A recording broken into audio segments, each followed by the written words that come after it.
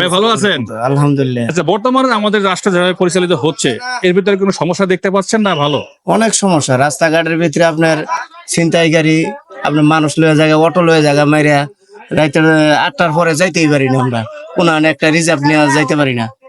মানুষ একটা দুইটা মানুষ এখানে হইলেই ফলো করে ডাইরেক্ট নেওয়া যায়। লয়ে জায়গা। তো তাহলে আমরা এই দেশে এটার জন্য আপনি কি মতামত দিবেন? কি করলে ভালো হয়? আইন শৃঙ্খলা ভালো নজরদারি করতে হবে। নজরদারি করতে হবে। হ্যাঁ, অবশ্যই। যেহেতু এরা অনির্বাচিত সরকার, এরা থাকবে না, সামনে একটা সরকার আসবে, নির্বাচিত সরকার। জি। এই যে আইন শৃঙ্খলা উন্নতি করতে পারে বা আপনার আমার সন্তানের জন্য একটা ভালো দেশ উপহার দিতে পারে, আমাদের তো জীবন শেষ। আমরা কোন দলকে ক্ষমতায় দিলে এই সুন্দর জীবনটা আমরা পাইতে পারি? এনে আসল কথা হলো কি, দলমল বুঝি না, বুঝছেন? এনে রাষ্ট্র যদি পরিচালনা করতে হয়, সকলেরই এক থাকতে হবে। সেটা আওয়ামী লীগ হোক, বিএনপি হোক, জামাত হোক, আর যে দলই হোক, ঠিক আছে? কিন্তু সাধারণ মানুষের আমাদের নিরাপত্তা নাই। সেটা আওয়ামী লীগ বলেন, বিএনপি বলেন, যে কোনো দলই তারপরে বলেন। দাদা, আমাদের একজনকে ভোট দিয়ে ক্ষমতায় পাঠাই, তাই না?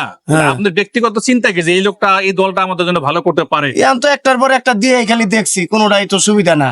সবাই যার যার মতন পূজা বান্ধে। তাহলে কারে ক্ষমতায় পাঠাইবেন? সামনে তো শুধু বিএনপি আর জামায়াতই আছে।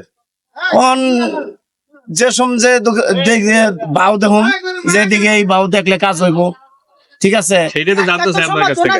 সমর্থন বলতে হন আমি